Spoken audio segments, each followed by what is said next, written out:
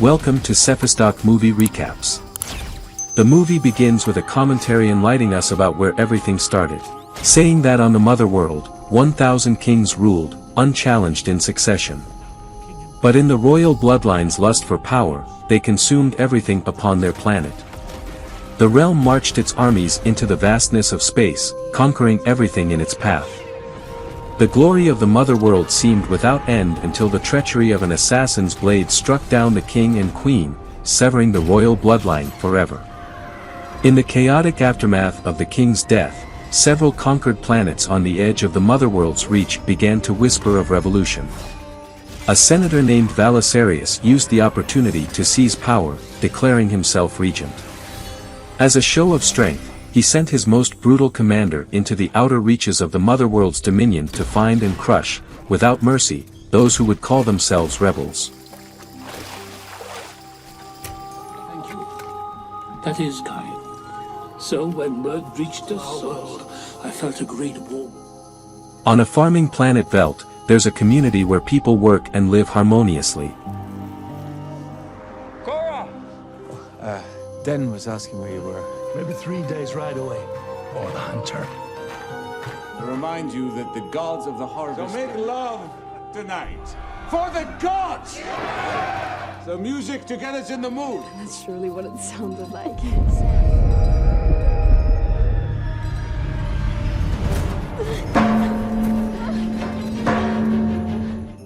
One day, militaristic Imperium arrives on the backwater moon of Velt led by Atticus Nobel, the admiral. He comes on behalf of the mother world, an interstellar empire fueled by centuries of conquest and war. As he approaches, he explains that he's hunting for a group of rebels led by Devra and Darian Bluxade.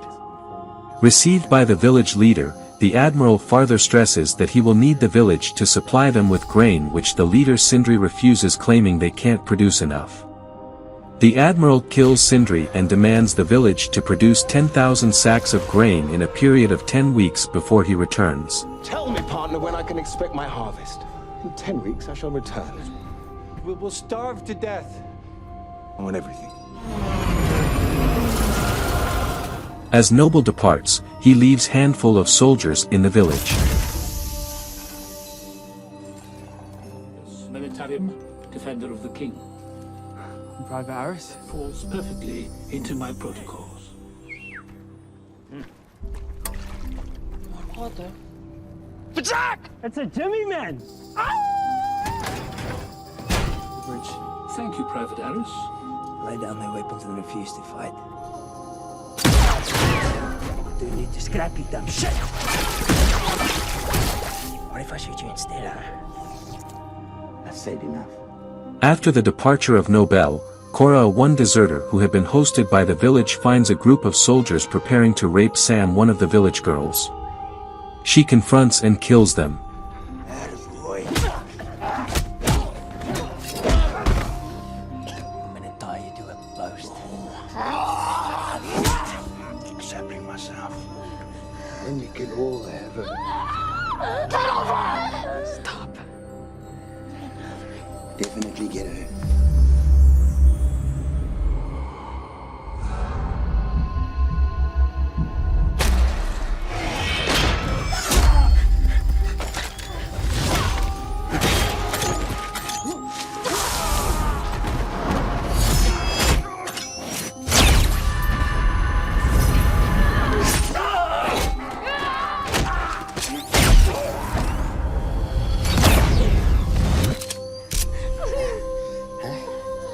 Kill them both.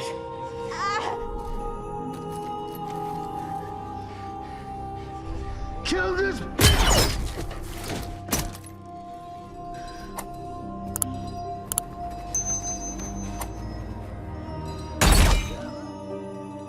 She informs the villagers that upon Noble's return, he will murder and destroy the village after getting what he wants. Kora and Gunnar then leaves for the port town. On their way, Kora reveals that she once served the Imperium as a soldier after being raised by General Belisarius, the same man that had destroyed her village and killed her family as well. Loved commanding his troops.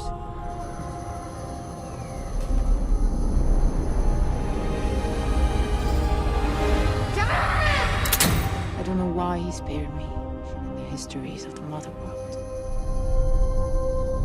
I was one of them. Life of privilege.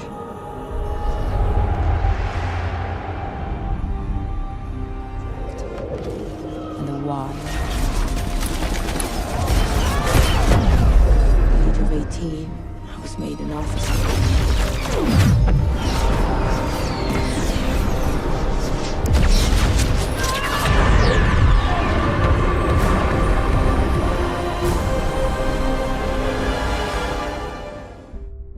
In the Imperial Army, she was promoted as the bodyguard to Motherworld Princess Issa, who was expected to usher in an end to the Imperium's conquest. However, she failed to protect the princess on the day of her coronation when the entire royal family was assassinated and Belisarius declared himself regent before renewing its conquests.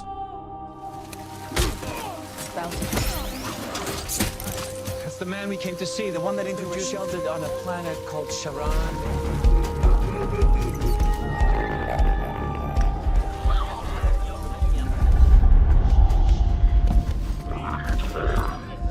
Jealous little bitch. I'm looking for information. In the Colosseum at Pollux as a warning not to bother him. Bitch! I'm gonna give you one chance. Killer.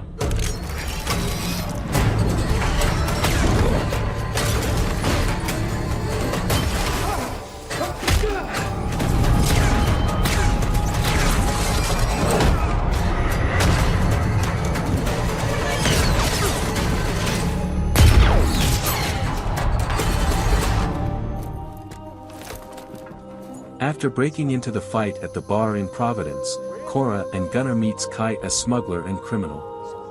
Kai agrees to the deal of helping the duo to find men who will help in fighting against the Imperium. He takes them to meet Titus, a disgraced Imperium former commander. He farther takes them to recruit 2 additional warriors, Tarak, a tamer of beasts, Force from the Motherworld. No money.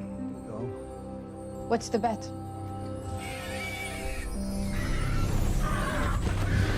I can run him.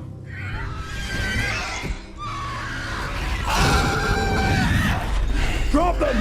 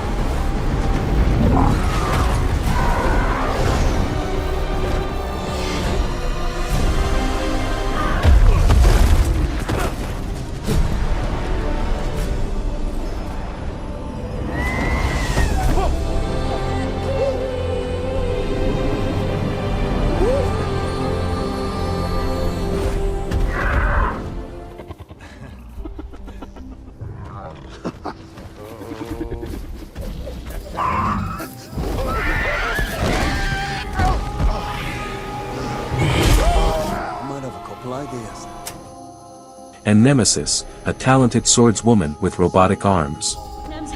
Please, hold her. I'm clearly distressed.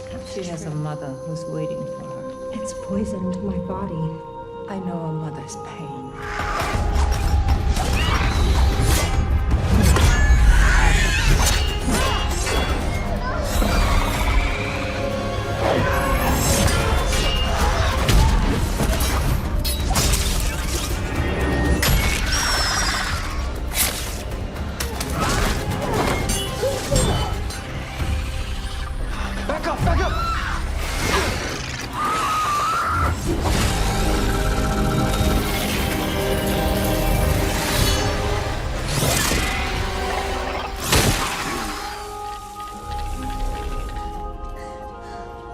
Do not celebrate this. The group then goes to meet Devra and Darian Bluxade, the rebel leaders on planet Charon whom Gunnar used to supply food to. Darian agrees to join the team and defend the village, and some group of rebels decide to join him. On the other hand, Devra refuses to join the fight as she claims they can't battle the Imperium ships. She considered this a waste of resources. After the group departs from Sharon, the noble arrives and destroys its people for assisting the rebels. To charity could change your life forever.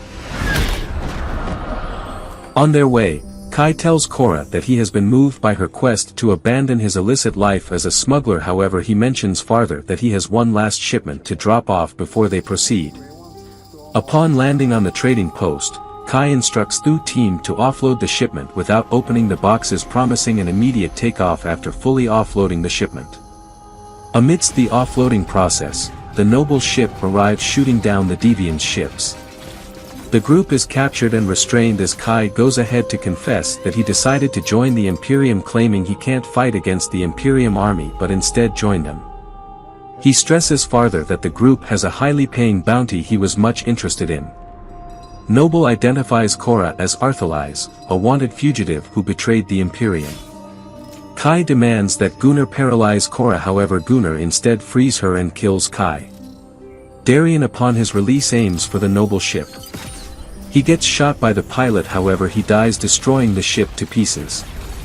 Kora fights and throws Noble to his death off of a high platform.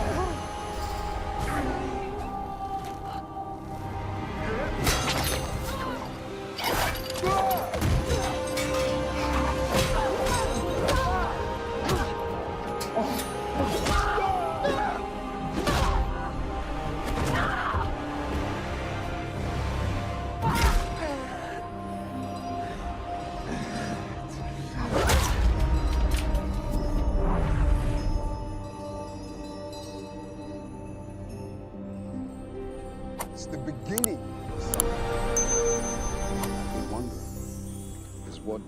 As Kora and the group heads back to the village, Noble on the other side is recovered by Motherworld forces, and revived after having spoken on an astral plane with Belisarius, who demands that Noble end the insurgency against him and bring Kora to him alive so he can execute her himself.